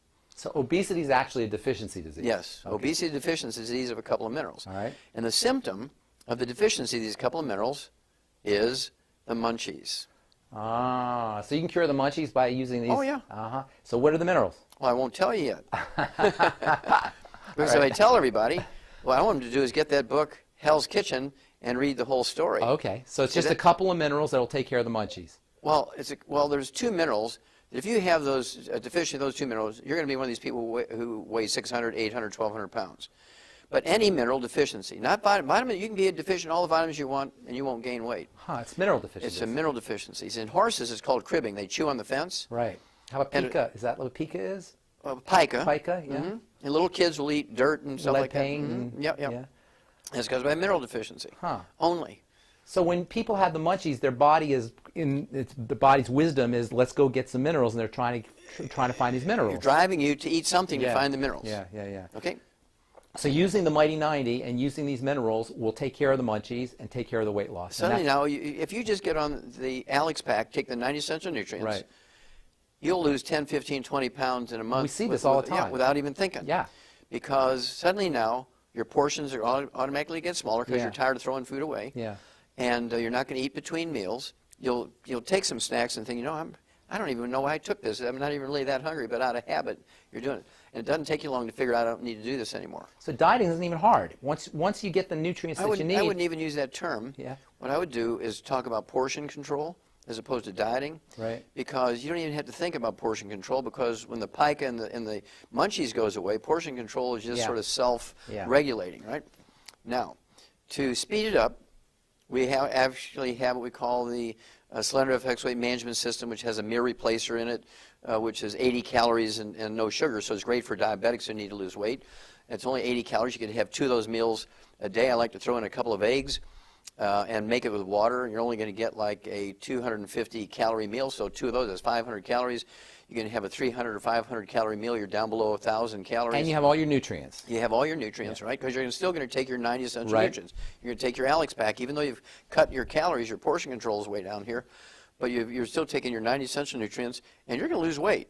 We see it all the time. In fact, that's the most dramatic example of how powerful this stuff is the weight loss. Yes. And the weight loss shouldn't even necessarily be the target of what you're looking for. That's like It just happens. It just happens. Yes. It happens on its own. Now, if somebody needs to lose 25, 50, 75, 100 pounds or more, then we throw in what we call ASAP. I like to add ASAP. Yeah. ASAP is an acronym for as slim as possible. Right. But I like to say ASAP because it's as slim as possible, as soon as possible. Yeah. Now, exactly. And so what I like to do, if you need to lose 50 pounds or less, you put 1 dropper full under your tongue of this liquid, which it is, it's amino acids, which is the raw material for your pituitary to make certain hormones. Like growth hormone.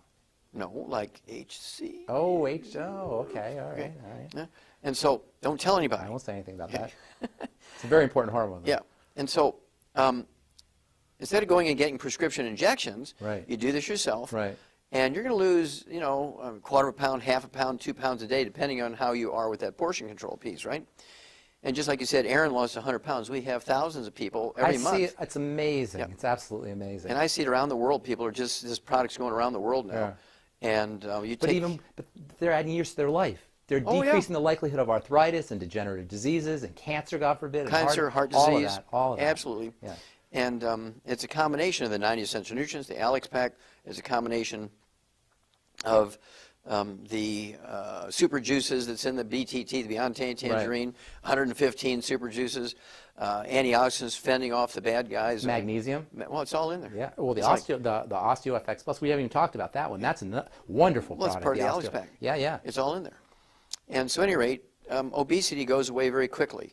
But when you say, right now they're predicting 50% obesity by the year 2030, that tells you that they don't know what to do. Because if they knew what to do, they'd say, okay, right now we're 36% obesity. But it'll be Here's less. what we do. Yeah. And by 2030, it's going to be 20%. They don't know what to do. They have no earthly Yeah. idea because their theory has failed them. Yeah. And they cannot believe it's a disease of deficiency. In their little pea brains, they cannot believe that it's a disease of deficiency. Well, they're still operating that steam engine mentality where you put the coal in and you get a fire, and they don't understand that the body's not a steam engine. There's a whole, it's a metabolic system. It's Yes. a chemistry system.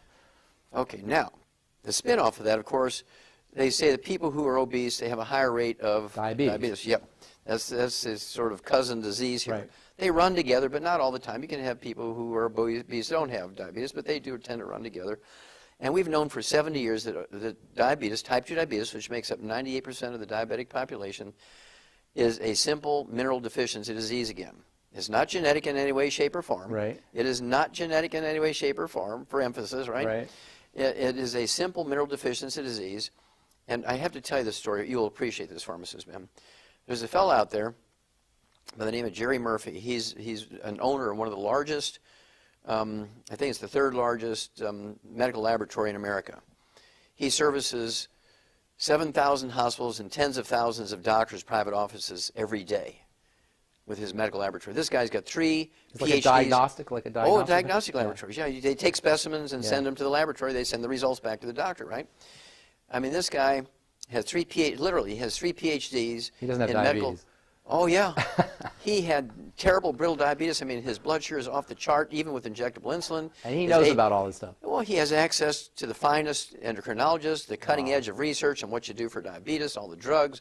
I mean, he knows everything about diabetes the medical system knows. Well, a mutual friend introduces us. And because I've been talking about diabetes for 25, 30 years, right? And so I said, well, yes, sir, I can help you. I can get your A1C hemoglobin down below 5 within a couple of months. I can get your blood sugar down below 100 without medication. You'll be an ex-diabetic. And he looks at me like, oh, yeah, right. Right. He says, who are you? So I had to introduce myself a little bit. He said, well, I don't believe you. So tell you what, give me a test. I mean, give it a try. You have everything to gain, nothing to lose. You're not being successful at what you're doing. He said, okay, I'll give you 90 days, Wallach. He says, if you can get my A1C hemoglobin down from 8.9 down below 5 within 90 days, if you can get my blood sugar consistently down below 100 without medication within 90 days, I'll be your best friend. Wow. I'll fly around my jet plane. I will show up spontaneous at meetings you won't even know. I'll just appear and give my testimony.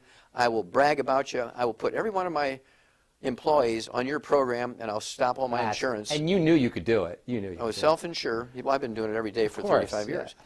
And so he says, but I'll tell you what, if you fail, if in 90 days you haven't gotten rid of my diabetes, I will hire somebody whose only job is to go around every place where you're going to give a talk and tell everybody in the newspapers, be interviewed and tell everybody what a quack you are. Right. I said, okay, Jerry, let's do it. Let's go for it. And he was kind of shocked that I didn't want to negotiate, right, and equivocate. Right. I said, let's do it. Well, to make a long story short, in 2 months' time, following exactly what I told him to do, and he was very good. He was impeccable in doing exactly what I told him. His A1C hemoglobin dropped from 8.9 down to 4.3, and his blood sugar went down to 62 without medication. That's amazing. And you know what? It's the way you put it and the way you frame it, it's easy. It's easy. And I want everybody to understand this is easy. If you have diabetes, if you have a blood sugar problem, and you've been told you're going to be on insulin the rest of your life and you're going to be on drugs the rest of your life, this is easy because it's a metabolic problem. And once you change your body's chemistry, it can't help but follow. Now, that gets us to my personal favorite product. And, you know, we all have our favorite products, but my personal favorite product is the Sweeties. Yes. And that's because... That's the secret sauce. That's the secret sauce, right? For type 2 diabetes. The chromium and the vanadium. And these two minerals are so amazing for blood sugar. Real quick, if you could just tell the listeners a little bit about chromium especially, but a little bit about vanadium. Well, these two minerals have been known, again, for 70 years to support your body's ability to metabolize carbohydrates and fats and sugars at the cellular level, support healthy blood sugar, by sensitizing your cell membranes to insulin. That's what they do. They're sort of the cofactor necessary so your cell wall can recognize insulin, right. so it can speak the language of insulin. People who have type 2 diabetes, contrary to what doctors tell their patients, when you have type 2 diabetes, you're making as much as 10 times more insulin than a non-diabetic. It's resistance to the insulin. Exactly. So the insulin level is going up because your body keeps trying, right. keeps pumping out more, saying, why aren't you responding? Well, that's because you're missing that key. It's kind of like the combination on a combination lock. And if you take this along with the 90 essential nutrients, right. by themselves you'll get okay results. But if you take those two by themselves, you'll be unhappy. You say, well, that Wallach thing didn't work. You must take them along with the 90 essential nutrients. The B vitamins, the vitamin C. And all 90 essential nutrients. Magnesium, right. In their theory, you know what I'm saying? In their theory, yeah. obesity is caused from lack of exercise and a disease of excess. You're eating too much. Right. Because they think that we're like an oven. They think if you eat carbohydrates at only 4.5 calories. Calories in, calories out. Exactly, 4.5 calories per gram as opposed to 9 calories per gram for fat. You can't buy fat. It's fat-free, low-fat, no right. fat. But we're still fat. We're still obese. Okay, and that's because it is not a disease of excess and it's not a disease of lack of exercise. When you're obese or even overweight, it's a disease of deficiency. You're deficient in a couple of minerals.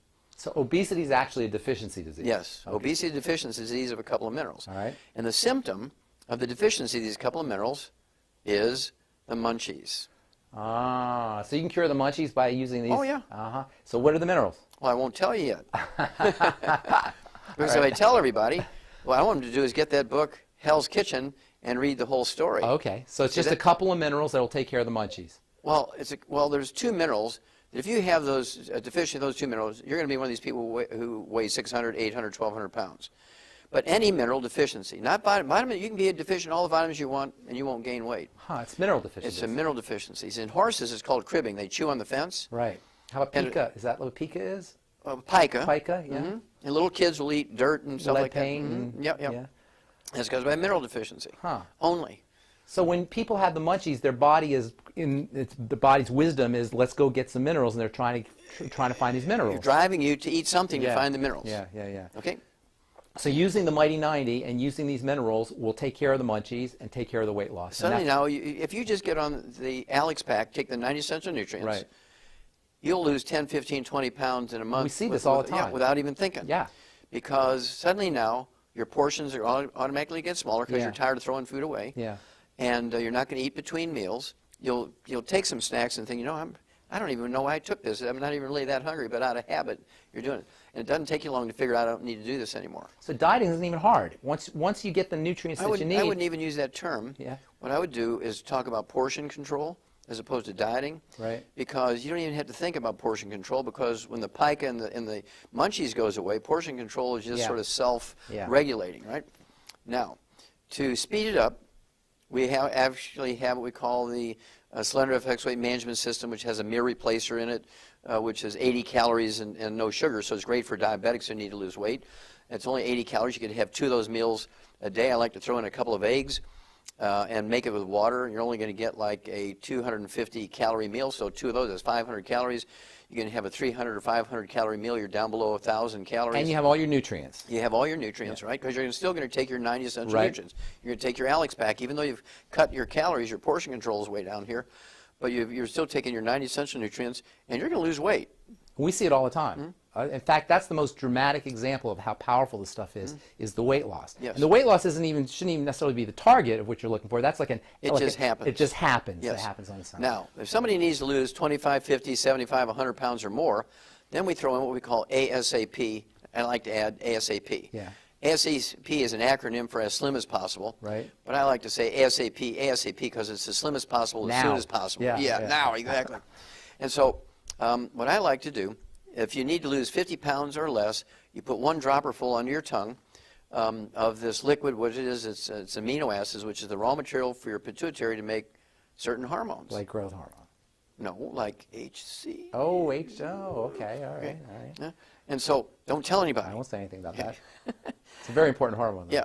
And so, instead of going and getting prescription injections, you do this yourself. Right. And you're going to lose, you know, a quarter of a pound, half a pound, 2 pounds a day, depending on how you are with that portion control piece, right? And just like you said, Aaron lost 100 pounds. We have thousands of people every month. I see it. It's amazing. Yeah. It's absolutely amazing. And I see it around the world. People are just, this product's going around the world now. Yeah. And but they're adding years to their life. They're decreasing the likelihood of arthritis and degenerative diseases and cancer, God forbid. Cancer, heart disease. All of that. Absolutely. Yeah. And it's a combination of the 90 essential nutrients. The Alex Pack is a combination of the super juices that's in the BTT, the Beyond Tangerine, 115 super juices, antioxidants fending off the bad guys. Magnesium. Well, it's all in there. Yeah. Well, the Osteo FX Plus, we haven't even talked about that one. That's a wonderful product. Well, it's part of the Alex Pack. Yeah. It's all in there. And so at any rate, obesity goes away very quickly. But when you say, right now they're predicting 50% obesity by the year 2030, that tells you that they don't know what to do. Because if they knew what to do, they'd say, okay, right now we're 36% obesity. But it'll be Here's less. what we do. Yeah. And by 2030, it's going to be 20%. They don't know what to do. They have no earthly idea because their theory has failed them. Yeah. And they cannot believe it's a disease of deficiency. In their little pea brains, they cannot believe that it's a disease of deficiency. Well, they're still operating that steam engine mentality where you put the coal in and you get a fire, and they don't understand that the body's not a steam engine. There's a whole, it's a metabolic system. It's a chemistry system. Okay, now, the spin-off of that, of course, they say that people who are obese, they have a higher rate of diabetes. Yep. That's a sort of cousin disease here. Right. They run together, but not all the time. You can have people who are obese don't have diabetes, but they do tend to run together. And we've known for 70 years that diabetes, type 2 diabetes, which makes up 98% of the diabetic population, is a simple mineral deficiency disease again. It's not genetic in any way, shape, or form. Right. It is not genetic in any way, shape, or form, for emphasis, right? Right. It is a simple mineral deficiency disease. And I have to tell you this story. You'll appreciate this, Pharmacist Ben.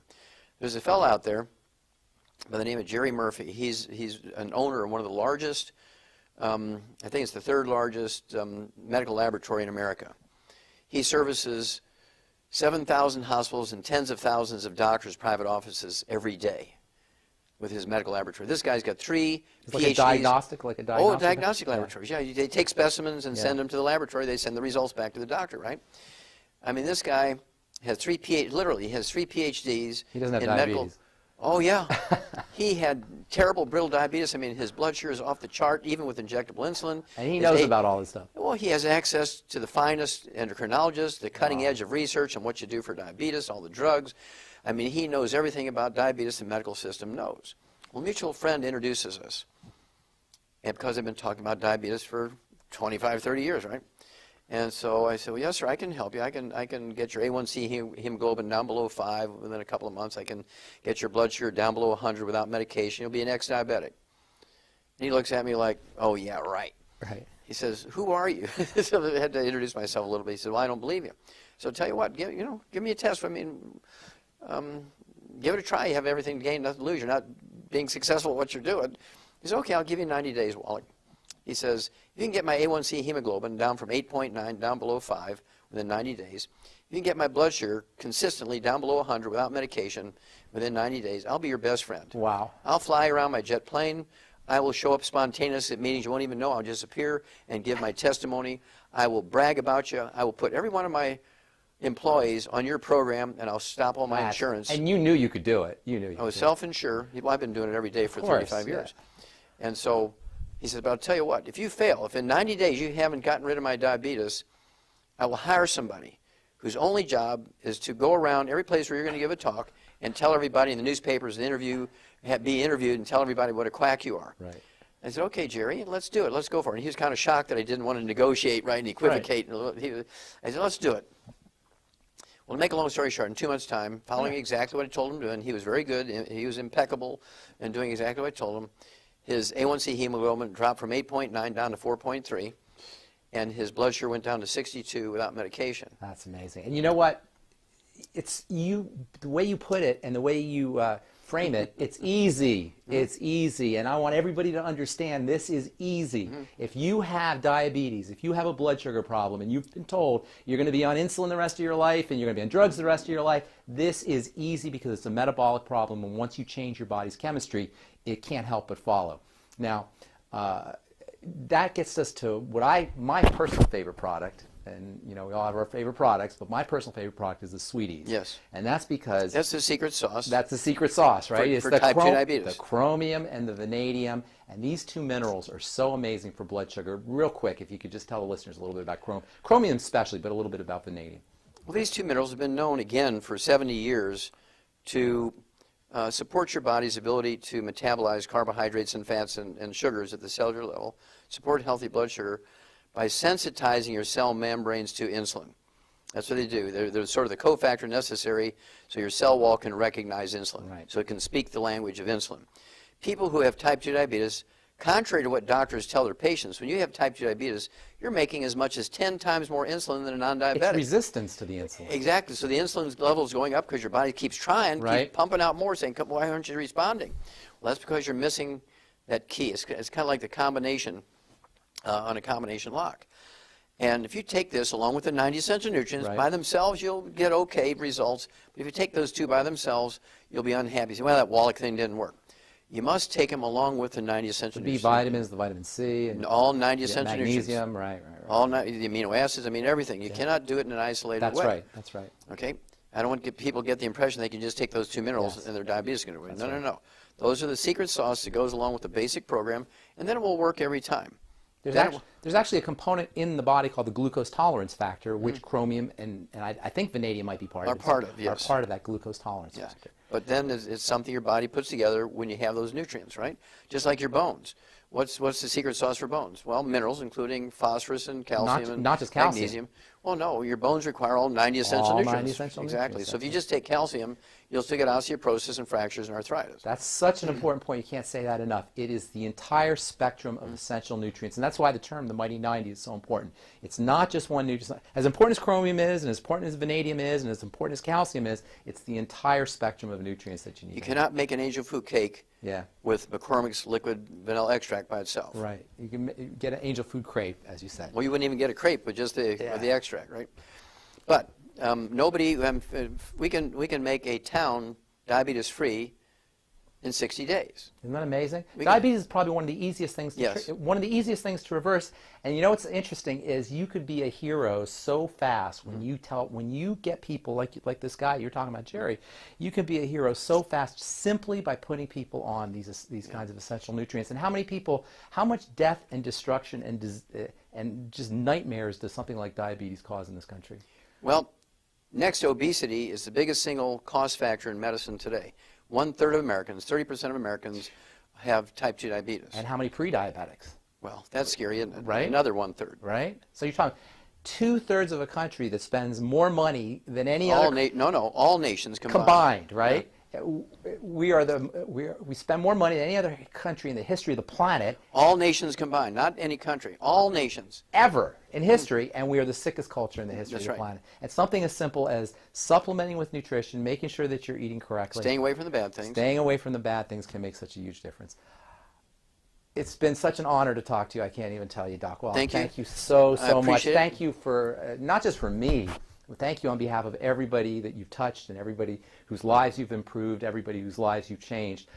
You're just an amazing, amazing, amazing human being, and it's a pleasure. Well, I and an appreciate honor. you, Pharmacist Ben. I really appreciate you because 15 years ago Don't you tell came about to my me. pants. Don't tell. You came to me and you said, I really want to learn from you how to use nutrition to help my patients and people I know, and you kept your word, and I'm very proud of you for that. Thank you. I appreciate it. Well, that's all the time we have for today. Thank you so much, everybody. It's been a pleasure and an honor. I'm Pharmacist Ben, Doc Wallach.